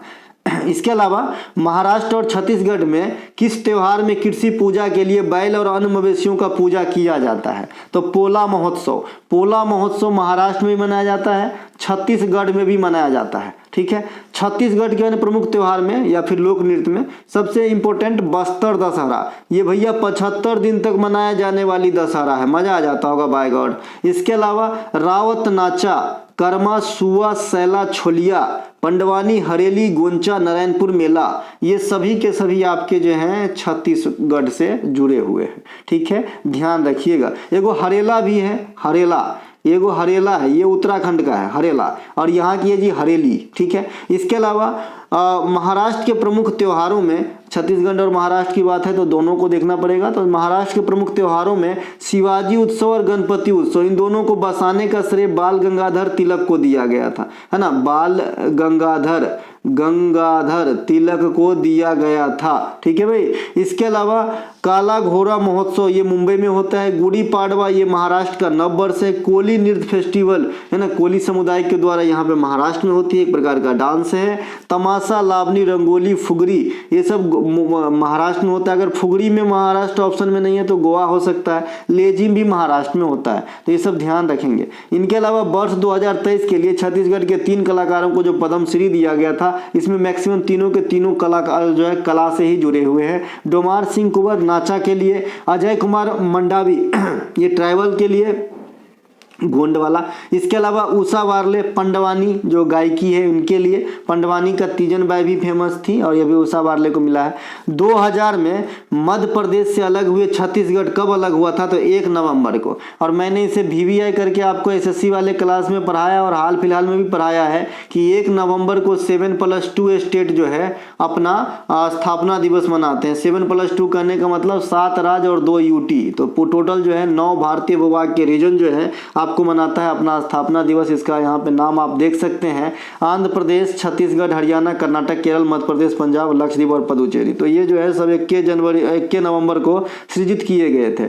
महाराष्ट्र से गुजरात जो है 1960 में अलग हुआ था, इसीलिए महाराष्ट्र और गुजरात डे 1 मई को मनाया जाता है और 1 मई को मजदूर दिवस भी मनाया जाता है और 1 ही मई को मेरा शादी हुआ था, तो ये भी आप जो है हमारे लिए है। इसके अलावा छत्तीसगढ़ के प्रथम मुख्यमंत्री अजीत जोगी थे, तो ये ध्यान रखेंगे। और वर्तमान मुख्यमंत्री कौन बने हैं? विष्णु देव साय। आज हमारे ख्याल से 23-24 दिन का कार्यकाल ही हुआ है इनका, 23-24 दिन भी नहीं होगा, 20 दिन हुआ होगा, क्योंकि दिसंबर में ही जो है ये सिलेक्ट होके आए थे।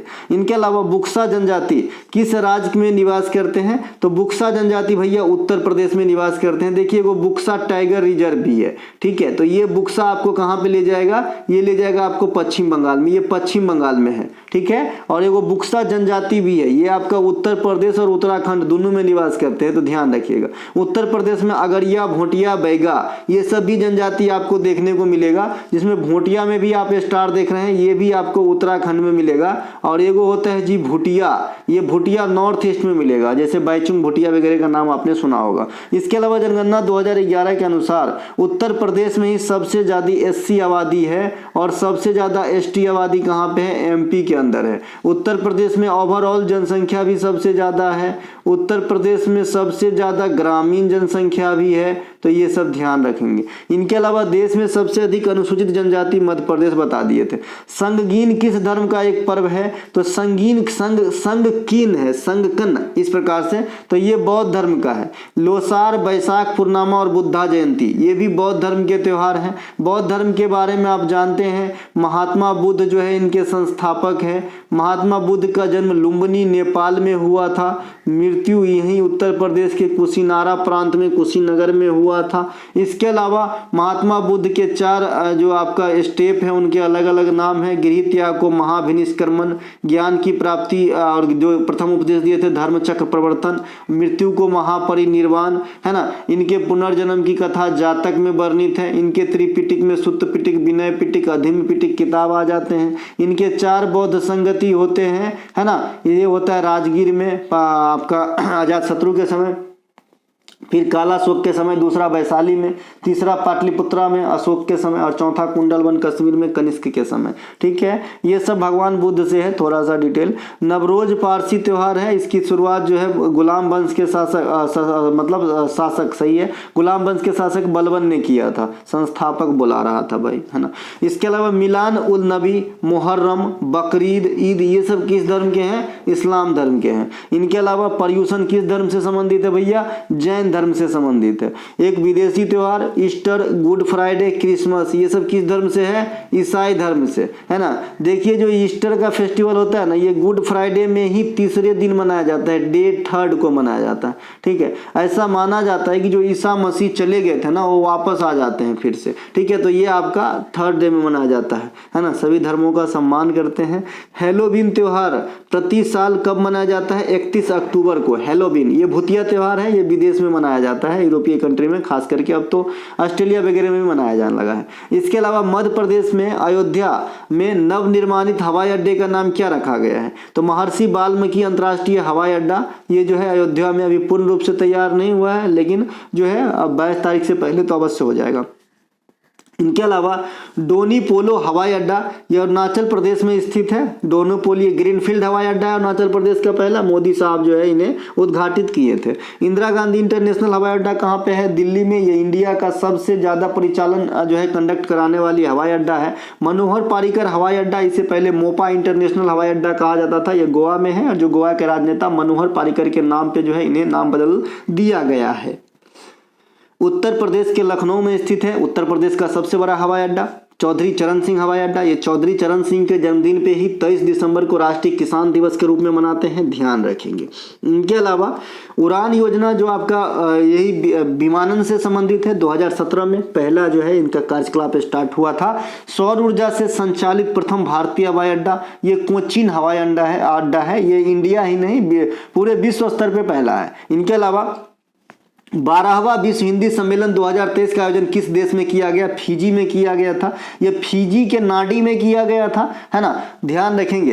पहला विश्व हिंदी सम्मेलन का आयोजन 1975 में 10 से 14 जनवरी के बीच नागपुर महाराष्ट्र में करी गई थी। ये महाराष्ट्र की सेकेंडरी राजधानी भी कहलाता है नागपुर, ध्यान रखिएगा। नागपुर जो है सिट्रस फलों के लिए भी प्रसिद्ध है। नागपुर में जो है बस टर्मिनल के लिए भी प्रसिद्ध है नागपुर, तो ये भी ध्यान रखेंगे। इनके अलावा और हल्दीराम का जो भुजिया वगैरह है इसके लिए भी प्रसिद्ध होता है। इनके अलावा 12वां विश्व हिंदी सम्मेलन का आयोजन 12 से 17 फरवरी 2023 फिजी के नाडी में किया गया, जो मैं अभी इस क्वेश्चन को बेस में रखा था। इसके लिए इस हिंदी सम्मेलन में भारत के तरफ से कौन भाग लिए थे? इस मतलब जो अभी क्वेश्चन है ना 12वां 2023 वाला, तो विदेश मंत्री एस जयशंकर।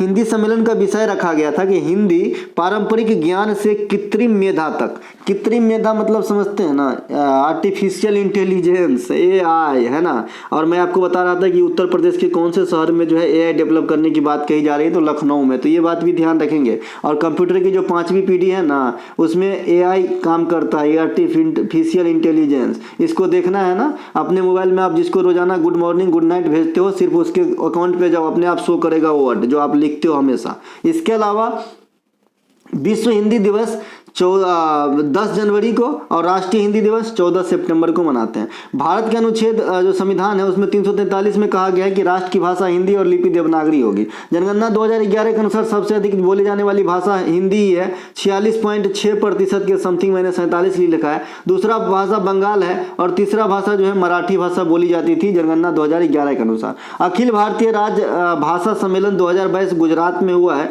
अगर आप रेलवे में सेलेक्ट होते हैं ना तो रेलवे की जो इंटरनल एग्जाम होता है उसमें 20 मार्क का खाली राजभाषा का क्वेश्चन आता है, ठीक है भाई। इसके अलावा SCO का जो है संघाई वाला कॉर्पोरेशन 23वां शिखर सम्मेलन 2023 में हुआ है भारत में, ठीक है। ब्रिक्स का शिखर सम्मेलन 2023 में हुआ है अफ्रीका में।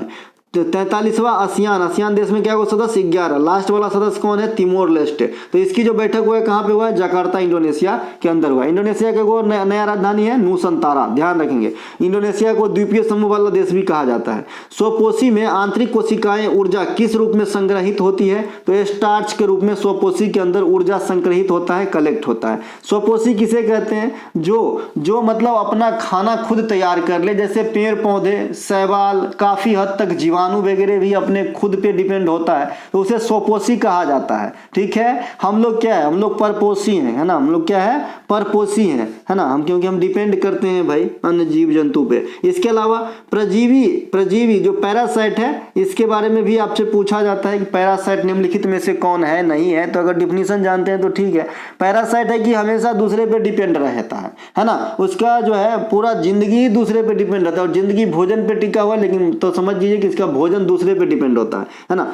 तो ये जो है जो आप कौन से उदाहरण में आ जाएगा? जूहू, मधुमक्खी, सॉरी मधुमक्खी नहीं, मक्खी, मच्छर, अमरबेल, ये सब पैरासाइट का उदाहरण। अमरबेल आपने देखा होगा, किसी भी पौधे पर फेंक दीजिए, पौधे को खराब कर मतलब पेड़ को खराब कर देता है, ऐसा छत्ता बनाता है। यकृत में ग्लूकोज जो है ग्लाइकोजेन के रूप में स्टोर होता है, ध्यान रखिएगा। यकृत मानव शरीर की सबसे बड़ी जो है आपका ग्लैंड है और ये जो है थोड़ी मात्रा में वसा को भी संचित करके रखते हैं, ठीक है। कौन? लीवर, है ना। और मैंने बता दिया था सबसे छोटी ग्रंथि कौन है? पीयूष, जिसे मास्टर या पिट्यूटरी ग्लैंड भी कहा जाता है, जो मानव के मस्तिष्क में पाया जाता है और हमारे वृद्धि हार्मोन या फिर कई अन्य हार्मोन को जो है एक्टिव करने के लिए पीयूष ग्रंथि भी जिम्मेवार है, ठीक है। इनके अलावा भोजन का पाचन कहाँ से शुरू होता है? तो मुंह से शुरू होता है। और मुंह में क्या रहता है? लार जो आता है, उस लार में क्या रहती है? टाइलिन नामक एंजाइम रहती है। एंजाइम क्या होता है? और आपका मैं एक और क्या बताया था? हार्मोन क्या होता है ना। तो मैं इसको जो है डक्ट के माध्यम से समझाया था कि हार्मोन की जो है असर आपको पूरे शरीर में देखने को मिलता है, संपूर्ण शरीर में, ठीक है, संपूर्ण शरीर में। यानी ये हार्मोन सीधे जहां से निकलता है ना, ये ब्लड में चला जाता है, इसके लिए कोई डक्ट नहीं होता होगा, ठीक है। लेकिन ये जो एंजाइम है, इसे किसी शरीर में किसी पार्टिकुलर भाग के लिए काम किया जाता है, एंजाइम से काम लिया जाता है। यानी इसमें डक्ट बनाया होगा, नली बनाया होगा उस पार्टिकुलर जगह तक जाने के लिए। समझ गए मेरे भाई, है ना। चलते हैं आगे। इस प्रक्रिया में भोजन में आए हुए स्टार्च की पाचन में मदद मिलती है। कौन से प्रक्रिया में? जब मुंह में हम भोजन चबाते हैं, टैलिन मिल जाता है, तो जो स्टार्च वाला खाने में गया रहता है पार्ट, उसकी पाचन स्टार्ट होती है। भूमध्य रेखा को 2 बार काटने वाली नदी जायरे, और जायरे नदी को ही कांगो नदी कहा जाता है। ध्यान रखिए, तो कहीं कांगो कहीं जायरे, दोनों ऑप्शन हो सकता है। कांगो नदी नील नदी के बाद अफ्रीका की सबसे लंबी नदी है। नील नदी दुनिया में सबसे लंबी नदी है। लिम्पोपो नदी मकर रेखा को 2 बार काटता है। कर्क रेखा में बता दिया था 23.5 डिग्री नॉर्थ होता है, और मकर रेखा 23.5 डिग्री साउथ होता है। 0 डिग्री को प्राइम मेरिडियन रेखा कहते हैं। 180 डिग्री देशांतर को अंतर्राष्ट्रीय तिथि रेखा कहा जाता है। पृथ्वी 66 डिग्री का कोण क्रिएट करता है। पृथ्वी 23.5 डिग्री झुका हुआ है। तो ये सब कुछ डिग्री है जो आपको पैमाना में याद रखना है कि किसका क्या होता है, ठीक है। तो ये हो गया। माही नदी कर्क रेखा को जो है 2 बार पार करते हैं। कल मैं एक क्वेश्चन पूछा था, मतलब अधिकांश बच्चे वहां तक पहुंचे ही नहीं। मैं पूछा था कि भाई कर्क रेखा को, है ना, पश्चिम से पूर्व की तरफ मुझे क्रम बताना लिख के, है ना। दुनिया की सबसे लंबी नदी नील नदी है, जो आसमान बांध पे है। नील दुनिया की सबसे लंबी नदी नील नदी है, और इस नील नदी पर आसमान बांध है। दुनिया की सबसे बड़ी बांध इसे मत करना। नील नदी का उद्गम विक्टोरिया झील है और गिरता कहाँ है? भूमध्य सागर में।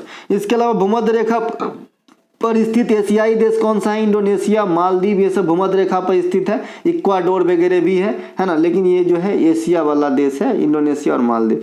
भारत में अल्पसंख्यक का निर्धारण किस आधार पर किया जाता है? जो माइनॉरिटी है, जो आपका अल्पसंख्यक होता है, उसको हम कैसे निर्धारित करते हैं? तो भाषाई एवं धार्मिक आधार पर। संविधान के अनुच्छेद 29 के अनुसार अल्पसंख्यक की पहचान भाषाई एवं धार्मिक आधार पर करी जाती है। ये क्वेश्चन 5000 दफा एग्जाम में आ चुका है ना। इसके अलावा अनुच्छेद 29 और 30 जो है ये अल्पसंख्यक हित से ही संबंधित है, जो मौलिक अधिकार के अंतर्गत वर्णित है। वर्तमान में राष्ट्रीय अल्पसंख्यक आयोग के अध्यक्ष कौन है? तो सरदार इकबाल सिंह लालपुरा है। अल्पसंख्यक से जुड़ा हुआ करंट सेक्शन का क्वेश्चन। इसके अलावा संविधान सभा की अल्पसंख्यक उप समिति के अध्यक्ष कौन थे? तो ये थे जी HC मुखर्जी। इसे VVI करके रखेंगे, बड़े बड़े एग्जाम में आया हुआ ये क्वेश्चन है। इनके अलावा निम्नलिखित में से कौन सा कढ़ाई, अच्छा यूपी PCS में पूछा था, बड़े बड़े एग्जाम कहने का मतलब यही है। निम्नलिखित में से कौन सा कढ़ाई का प्रकार उत्तर प्रदेश में प्रमुख है? आपके पास है सुजनी कढ़ाई, जरदोजी कढ़ाई, सोहराई खोबर, मोची कढ़ाई।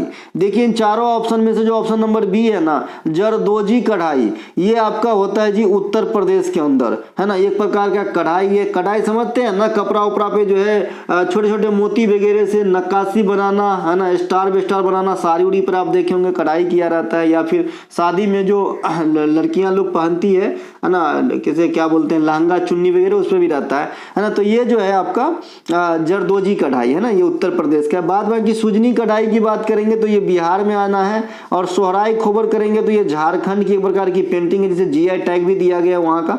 मोची कढ़ाई ये आपका गुजरात में होता है। गुजरात में नवसारी, सूरत, ये सब कढ़ाई के लिए फेमस है। तो वहाँ पे गुजरात में कई होता है, काठियावाड़ी कढ़ाई होती है, मोची कढ़ाई होती है, ये सब गुजरात में आपको देखने को मिलेगा, ठीक है। तो जरदोजी समझ गए। सो यहाँ तक चारों का जो आपका विश्लेषण है तो बता ही दिया था, तो मैं यहाँ से आगे चलता हूँ। उत्तर प्रदेश के लखनऊ जो है ये चिकनकारी के लिए फेमस है, कई बार पूछा गया है। उत्तर प्रदेश के मुरादाबाद और लखनऊ ये मीनाकारी के लिए प्रसिद्ध है, मीनाकारी।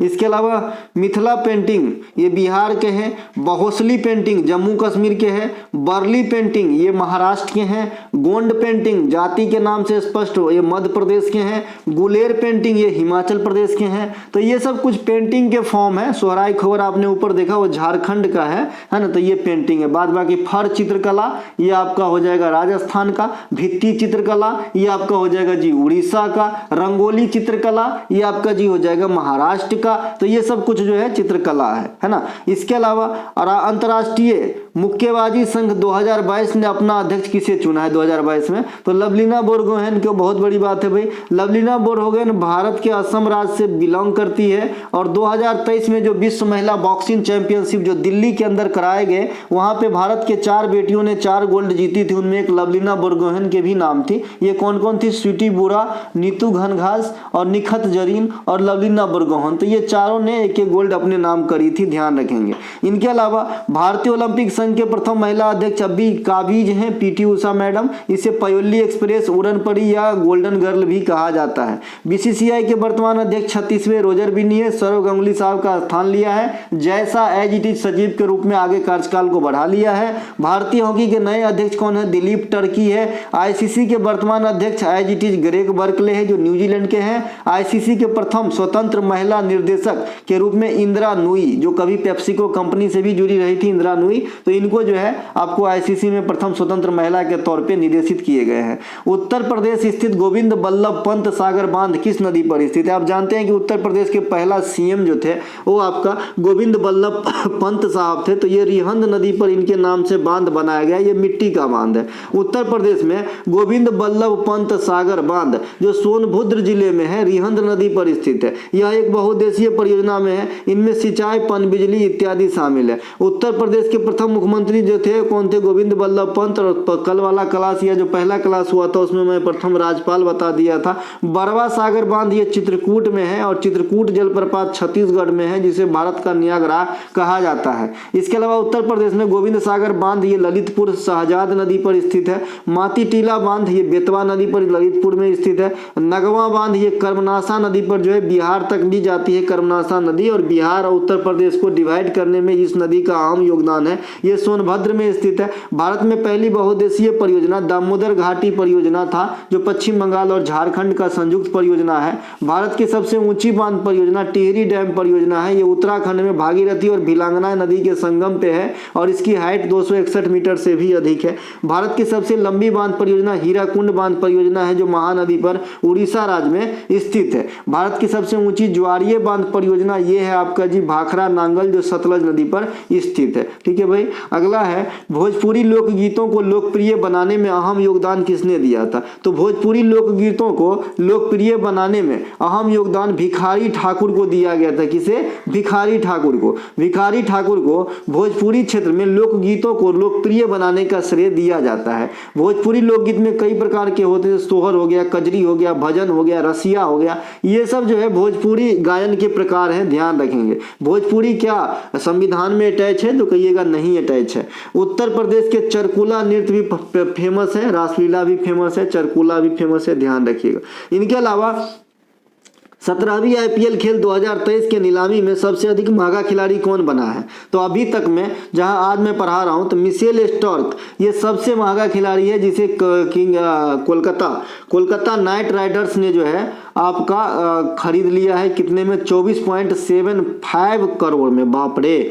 इसके अलावा आईपीएल 2023 में दूसरा सबसे महंगा खिलाड़ी पैट कमिंस है जो इस बार के हालिया वर्ल्ड कप विनर टीम के कप्तान थे। ऑस्ट्रेलिया का कप्तान पैट कमिंस ऑलराउंडर के तौर पे देखा जाता है लेकिन बेसिकली बॉलर है। आईपीएल 2023 के लिए सबसे महंगा खिलाड़ी सैम करन था और 2022 में सबसे महंगा खिलाड़ी ईशान किशन था। एग्जामिनर का कोई भरोसा नहीं है, पिछले साल का ही पूछ सकता है क्योंकि बच्चे लोग इस साल याद तो कर लेंगे, पिछले साल वाला भूल जाएंगे, तो ऐसा नहीं है। आईपीएल में सबसे अधिक बार विजेता मुंबई और चेन्नई। 2023 में आईपीएल विजेता Chennai super Kings Gujarat giants को हरा के। 2023 में पर्पल कप और ऑरेंज कप, तो पर्पल कैप मिला था शमी को, जो अभी मोहम्मद शमी को अर्जुन अवार्ड भी दिया गया है। इसके अलावा शुभमन गिल जो बाद में दोहरा शतक लगाए तो इन्हें ऑरेंज कैप भी दिया गया पिछले साल वाला। आईपीएल के इतिहास में रिकॉर्ड थोड़ा तो सबसे अधिक छक्का क्रिस गेल, इसे यूनिवर्स बॉस कहा जाता है ना। और सिक्स मशीन इसके किताब के नाम है, क्या नाम है? सिक्स मशीन, ठीक है, तो ध्यान रखेंगे। सबसे अधिक रन जो है बिरटू अपना विराट कोहली, अब ये 50 शतक के साथ सबसे अधिक शतक वीर है वनडे में। सबसे अधिक विकेट युजवेंद्र चहल, सबसे तेज 100 विकेट लेने वाला अंतर्राष्ट्रीय खिलाड़ी कागिसो रबाडा, है ना। सबसे तेज 100 विकेट लेने वाला देसी खिलाड़ी हर्षद पटेल। सबसे अधिक तेज 6000 रन बनाने वाला खिलाड़ी ये आपका डेविड वार्नर। आईपीएल का पहला यूनिकॉर्न टीम किसे बनाया गया है? तो ये आपका चेन्नई सुपर किंग्स आईपीएल का पहला यूनिकॉर्न टीम है। स्वच्छ भारत मिशन की दूसरी चरण की शुरुआत किस वर्ष की गई थी? तो 2020-2021 में। स्वच्छ भारत मिशन की पहली चरण की शुरुआत जो है 2 अक्टूबर 2014 को महात्मा गांधी के जन्मदिन के अवसर पर करा गया था। 9 जनवरी को हम गांधी जी का जो आगमन था दक्षिण अफ्रीका से 1915 में, इसी दिन को हम प्रवासी दिवस के रूप में सेलिब्रेट करते हैं। प्रवासी दिवस सप्ताह 2 वर्ष में एक बार अब मनाया जाता है, और 2023 में मनाया तब 2025 में होगा, 24 में नहीं होगा। तो 2023 में कहाँ मनाया गया? इंदौर में मनाया गया, ठीक है मेरे भाई। इसके अलावा प्रथम हृदय प्रत्यारोपण 1967 में किस देश में किया गया था? तो साउथ अफ्रीका में। साउथ अफ्रीका के केपटाउन शहर में डॉक्टर क्रिश्चियन बोनार्ड, क्या यहाँ पे थोड़ा सा गलत लिखा गया है, यहाँ पे मैं लिख लीजिएगा क्रिश्चियन, है ना, क्रिश्चियन बोनार्ड, डॉक्टर क्रिश्चियन बोनार्ड, मैं इसे करेक्ट करके दूंगा, कि द्वारा 3 दिसंबर 1967 को दक्षिण अफ्रीका के केपटाउन शहर में किया गया था। केपटाउन जानते हैं ना, क्रिकेट काफी होता है केपटाउन में। इसके अलावा हृदय से संबंधित अध्ययन को हम कार्डियोलॉजी करते हैं। जो ये कार्डियो शब्द है ना, कार्डियो जैसे कार्डिक अरेस्ट, किसी का हार्ट अटैक आता है तो ये कार्डियोलॉजी जो है हृदय से है। विश्व हृदय दिवस 29 सितंबर को सेलिब्रेट करते हैं। समतापी प्राणी में कितने कक्षा वाला हृदय? तो 4 कक्षा वाला। अब मत्स्य में तो 2 कक्षा वाला, और उभयचर में 3 कक्षा वाला हृदय जो है, हार्ट जो है पाया जाता है। स्तनधारी और पक्षी ये कैसे प्राणी होते हैं? समतापी प्राणी होते हैं, यानी वायुमंडल में तापमान में आए उतार चढ़ाव, इनके टेम्परेचर इंटरनल पे कोई प्रभाव नहीं पड़ता है, या फिर इसे बदलते हुए मौसम के साथ अपने आप को टेम्परेचर ढालने की आवश्यकता नहीं पड़ती है। लेकिन उभयचर, रिप्टेलिया, मत्स्य इन सबको पड़ सकता है, ठीक है। तो स्तनधारी और पक्षी कैसा होगा? 4 कक्षा वाला हार्ट रखते होंगे। फुफ्फुसीय धमनी में कैसा रक्त प्रवाह होता है? अशुद्ध, और फुफ्फुसीय शिरा में शुद्ध। लेकिन खाली धमनी कहेगा तो खाली धमनी में शुद्ध, है ना, खाली धमनी में शुद्ध और खाली शिरा में अशुद्ध, ठीक है। लेकिन फुफ्फुसीय लगता है ना तो उल्टा हो जाता है, ध्यान रखिएगा। राष्ट्रीय भाषा संस्थान का मुख्यालय मैसूर में है, कर्नाटक में, ठीक है। संविधान में अभी क्या को भाषा को दर्जा दिया गया है? 22 गो, है ना। तमिल, तेलुगु, कन्नड़, संस्कृत, मलयालम और ओडिसी ये हमारा शास्त्रीय भाषा है, क्लासिकल लैंग्वेज है। सबसे पुराना क्लासिकल लैंग्वेज तमिल है, जो 2014 में अपने आप को जो है क्लासिकल लैंग्वेज का अवार्ड जीता था। भाषाई आधार पर गठित होने वाला पहला राज्य ये आंध्र प्रदेश है। 42वें संविधान संशोधन के समय कुल कितने मौलिक अधिकार थे? तो 42वें संविधान संशोधन के समय कुल 7 मौलिक अधिकार थे। चौंकिए मत, बात सही है, क्योंकि मौलिक अधिकार 1978 में आपका हटा गया है, न कि 1976 में, तो 7 रहा होगा।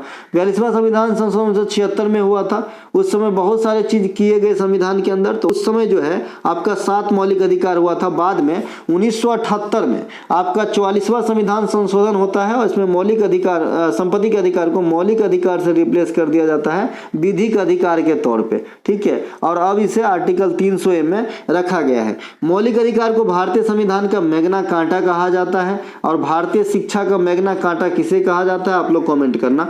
तो भारतीय जो संविधान है इसका मैग्ना कार्टा मौलिक अधिकार को कहते हैं। मौलिक अधिकार का प्रावधान जो है अमेरिका के संविधान से प्रेरित है। भाग 3 में अनुच्छेद 3 से 12 के बीच में 12 से 35 के बीच में अनुच्छेद में रखा गया है। अनुच्छेद 31 जो है अब ये निर्सित है, क्योंकि इसमें कभी संपत्ति का अधिकार हुआ करता था। अनुच्छेद 14 से 18 जो है ये आपका क्या इक्वलिटी का राइट देता है। अनुच्छेद 19 से 22 जो है ये आपका स्वतंत्रता का अधिकार देता है। अनुच्छेद 23 और 24 जो है शोषण के विरुद्ध अधिकार देता है, जिसमें 23 जो है ये बलात् श्रम पे रोक, और 24 जो है ये बाल श्रम पे निषेध बताता है। अनुच्छेद 25 से 28 ये धार्मिक स्वतंत्रता को बताते हैं। अनुच्छेद 32 संवैधानिक उपचारों के अधिकार को बताते हैं। अनुच्छेद 29 और 30 इसलिए नहीं बताया क्योंकि ऊपर बताया था। इसके अलावा अगस्त 2019 में इलाहाबाद बैंक का विलय किस बैंक में कर दिया गया है? तो जो इलाहाबाद बैंक का विलय है ये इंडियन बैंक में कर दिया गया है अगस्त 2019 में। बहुत सारे बैंकों का विलय हो गया, अब मात्र 12 ही बैंक शेष बचे हैं। तो आइए देखिए कौन कौन से बैंक इसमें गए 2019 के अंदर। तो आपका इंडियन बैंक में आ गया इलाहाबाद बैंक, आंध्रा बैंक का विलय हो गया यूनियन बैंक ऑफ इंडिया में, ओरिएंटल बैंक ऑफ कॉमर्स और यूनाइटेड बैंक ये दोनों चला गया भैया पंजाब नेशनल बैंक में। तो ये सब जो है बैंकों का विलय हुआ है, ध्यान रखिएगा।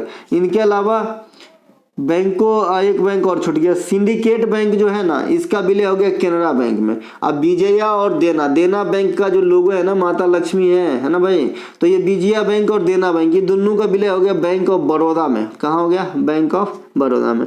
अब देश में सार्वजनिक क्षेत्र के कुल कितने बैंक हैं? तो 12 बैंक ही शेष बचे हैं। बैंकों के राष्ट्रीयकरण पहली बार कब हुई थी? 1969 19 जुलाई को। कितने बैंकों का? 14 बैंक का। प्रधानमंत्री कौन थी? इंदिरा गांधी। दूसरी बार आपका 6 बैंकों का 1980 में राष्ट्रीयकरण करा गया था। इसके अलावा स्टेट बैंक ऑफ इंडिया की स्थापना कब होती है? 1955 में। यह किनका जगह लेते हैं? इंपीरियल बैंक ऑफ इंडिया का। इंपीरियल बैंक ऑफ इंडिया का गठन कब हुआ था? 1921 में। और इंपीरियल बैंक ऑफ इंडिया किससे बना था? तो bank of Kolkata, bank of Bombay और बैंक ऑफ जो है कोलकाता, बॉम्बे और मद्रास, इन तीनों को मिला के इंपीरियल बना 21 में, और 55 में इस इंपीरियल बन गया एसबीआई। भारत में माइक्रो फाइनेंस कंपनी या बैंक को कौन रेगुलेट करता है? तो आरबीआई।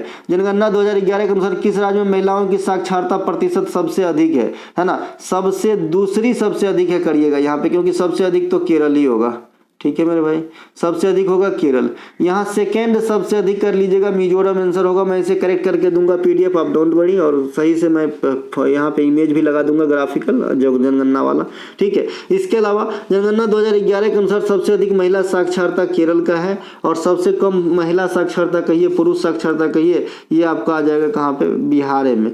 शिवालिक पर्वत श्रृंखला की ऊंचाई कितनी होती है? 900 से 1200 मीटर के बीच में होता है आपका शिवालिक, जो हिमालय की सबसे दक्षिणी श्रेणी है, इनकी औसत ऊंचाई। हिमालय पर्वतमाला के जो ऊंचे वाले मैदान पे, ऊंचाई पर स्थित जो सपाट मैदान पाया जाता है, वहां पे जो घास होते हैं उसे बुग्याल कहा जाता है, और उत्तराखंड में इस प्रकार के बुग्याल आपको काफी देखने को मिलेंगे गढ़वाल रीजन में। हिमालय नवीन वलित पर्वत का उदाहरण है, और इसका निर्माण इंडियन और यूरेशियन प्लेट के टकराने से हुई है। इसे जो है नेपाल में सागरमाथा, इसकी जो सर्वोच्च चोटी है माउंट एवरेस्ट, सागरमाथा नेपाल में कहा जाता है। ठीक है, हिमालय की जो बनावट है मैं बता दिया था, नदी के आधार पर 4 प्रकार के हैं, पंजाब हिमालय, कुमायूं हिमालय, नेपाल हिमालय, असम हिमालय, और वैसे भी ट्रांस हिमालय या परा हिमालय, मध्य हिमालय, लघु हिमालय, शिवालिक। तो इस प्रकार से भी। इसके अलावा एक अरावली, ये भी बहुत पूछता है। अरावली पर्वतमाला ये आपका जो है अवशिष्ट पर्वत का उदाहरण है, और इसके जो टॉप चोटी है उसका नाम है गुरु शिखर, इधर लिखा है, और ये राजस्थान के अपने आप में सबसे ऊंची चोटी भी है। इनके अलावा दुनिया की सबसे बड़ी पर्वत श्रृंखला कौन सा है? एंडीज पर्वत श्रृंखला कहाँ मिलेगा? दक्षिण अमेरिकी महादेश में। 1775 ईस्वी में अवध के कौन से नवाब ने अपनी राजधानी को फैजाबाद से लखनऊ ट्रांसफर किया था? तो अपनी राजधानी को अवध का नवाब फैजाबाद से जो है लखनऊ ट्रांसफर किया आसफ उद्दौला, जो आज भी उत्तर प्रदेश का राजधानी वो लखनऊ ही है। अवध के प्रथम नवाब सआदत खान, अंतिम नवाब किसे माना जाता है? बाजिद अली शाह को। ठीक है भाई। इसके अलावा फैजाबाद शहर की स्थापना अवध के पहले नवाब सआदत खान अली ने 1730 में किया था। फैजाबाद का वर्तमान नाम अयोध्या है ना? कई प्राचीन ग्रंथ में फैजाबाद का नाम साकेत देखने को मिला है, तो ये भी ध्यान रखेंगे। मोहम्मद बिन तुगलक ने अपनी राजधानी दिल्ली से कहाँ स्थानांतरित किए थे? दौलताबाद। अब राजधानी वाला क्वेश्चन रहेगा, दौलताबाद। हर्ष ने अपनी राजधानी थानेश्वर से कहाँ स्थानांतरित किया था? कन्नौज। यानी पूछा जाता है हर्ष का फर्स्ट राजधानी तो आपका थानेश्वर, सेकेंड तो कन्नौज। बंगाल के नवाब मीर कासिम ने अपनी राजधानी मुर्शिदाबाद से कहां ट्रांसफर किया? मुंगेर। बंगाल के नवाब मुर्शिद कुली खान ने राजधानी ढाका से कहां ट्रांसफर लिया था? मुर्शिदाबाद। ठीक है, मुर्शिदाबाद को मकसूदाबाद भी कहते हैं। इसकी स्थापना जो है ना कौन किया था, ये मैं आप लोगों से पूछना चाह रहा हूं, इसलिए यहाँ पे ऐसा लाल कलर से और क्वेश्चन मार्क लिख के रखा है। ठीक है, मकसूदाबाद शहर किस मुगल शासक के द्वारा बनाया गया था? ठीक है, बताइएगा।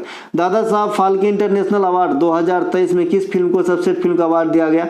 सबसे पहले दादा साहब फाल्के पुरस्कार जो इधर वाला है वो अलग है, वो इंटरनेशनल वाला अलग है। ठीक है, तो ये समझिए पहले। तो जो दादा साहब इंटरनेशनल 2023 अवार्ड है ये आपका कश्मीर फाइल्स को दिया गया था। सर्वश्रेष्ठ अभिनेता रणबीर कपूर, फिल्म ब्रह्मास्त्र है ना। सर्वश्रेष्ठ अभिनेत्री गंगूबाई हंगल के लिए, गंगूबाई हंगल काठियावाड़ी के लिए आलिया भट्ट। आलिया तो एकदम छा गया भाई। इसके अलावा दादा साहब फाल्के पुरस्कार की शुरुआत 1969 में हुआ था। पहले जो प्राप्तकर्ता थी देविका रानी रोरिक, तो इन्हें भी ध्यान रखेंगे दादा साहब फाल्के पुरस्कार को। इसके अलावा दादा साहब फाल्के पुरस्कार का आप वर्तमान देख रहे हैं कि 53वां दादा साहब फाल्के पुरस्कार वर्ष 2021 के लिए यह दिया जाएगा आपको किसे, वहीदा रहमान मैडम को। तो यहाँ पे आप देख रहे हैं 8वीं महिला होगी ये, ठीक है, देविका रानी को पहले मिला था, है ना। इसके अलावा अगला जो है हमारा, विश्व के प्रमुख घास के मैदान तथा उनसे संबंधित क्षेत्र के विकास का मिलान गलत कीजिए। गलत मिलान, किसका मिलान गलत है पूछ रहा है, तो downs Australia, llanos Venezuela, savanna उत्तरी अफ्रीका। इसके अलावा एक कौन है भाई, स्टेपी एशिया। इन सभी को देखने में, है ना, तीसरा नंबर ऑप्शन गलत है, सॉरी तीसरा गलत है, सी नंबर, है ना। सवाना जो है ना अफ्रीका में जरूर है, लेकिन अगर आप पार्टिकुलर डिसाइड करते हो कि भाई कौन से भाग में अफ्रीका के, तो इसे ईस्टर्न पार्ट में कहेंगे, ये अफ्रीका के पूर्वी भाग में स्थित है, उत्तरी भाग में नहीं, इसीलिए आंसर गलत है। इसके अलावा शुष्क घास के मैदान मुख्यतः अफ्रीका के पूर्वी भाग में पाया जाता है, शुष्क घास के मैदान। इसके अलावा कुछ देश के घास के मैदान है दुनिया में, देखते हैं। तो यहाँ पे स्टेपी जो है यूरोप और उत्तरी एशिया में, पुस्तैज हंगरी में, प्रेरीज उत्तरी अमेरिका में, पंपास अर्जेंटीना में, बेल्स ये दक्षिण अफ्रीका में, डॉन्स ये ऑस्ट्रेलिया में, कैंटरबरी ये न्यूजीलैंड में, सवाना जो है ये पूर्वी अफ्रीका प्रदेश में, ध्यान रखेंगे। पटना पक्षी अभयारण्य, पटना बिहार पक्षी अभयारण्य कहाँ स्थित है, तो एटा में। एटा उत्तर प्रदेश का एक जगह का नाम है, यहाँ पे आपका एक पक्षी अभयारण्य का नाम है पटना बिहार पक्षी अभयारण्य, ठीक है। इसमें जो है 100 से अधिक पक्षी आपको मिलेंगे, जलीय पक्षी भी मिलेंगे आपको। इसके अलावा यह सबसे छोटा पक्षी अभयारण्य भी है पटना वाला, जो यूपी के अंदर है। पटना इसलिए कि मैं कंफ्यूज में आपको देखना नहीं चाहता, इसीलिए पहले से ही पढ़ा दिया भाई, कभी पटना पूछेगा तो बिहार का कोई जगह मत लगा दीजिएगा, ठीक है। उसी प्रकार से कल या परसों में बताया था किसी वीडियो में कि गोरखपुर के नाम से जो है परमाणु केंद्र किस राज्य में है ना। तो इस प्रकार से समन पक्षी अभयारण्य उत्तर प्रदेश के मैनपुरी में है, मैनपुरी समन। इसके अलावा